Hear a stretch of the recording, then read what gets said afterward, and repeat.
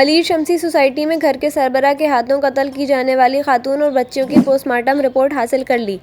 Police surgeon doctor Samia Saeed ने बताया कि बच्चियों के जिस्म पर मुज़ाहमत के निशानात नहीं थे और इस खदशे को रद्द नहीं किया जा सकता कि बच्चियों को बेहोश किया गया हो, इसीलिए केमिकल एग्जामिनेशन के लिए नमूने ले लिए हैं।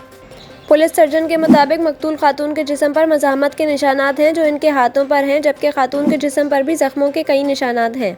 पुलिस सर्जन ने मजीद बताया कि तमाम मकतूलीन की मौत गले पर छुरी के वार से हुई और जख्मी फवाद ने इसके बाद खुद को मारने की कोशिश की। दूसरी जानिब एसएसपी कोरंगी साजिद सदोज़ई का कहना है कि हमने मकतूला के भाई को मुकदमा दर्ज करवाने का कहा है। अगर मकतूला का भाई मुकदमा दर्ज नहीं कराता तो सरकार की मदद में दर्ज किया जाएगा।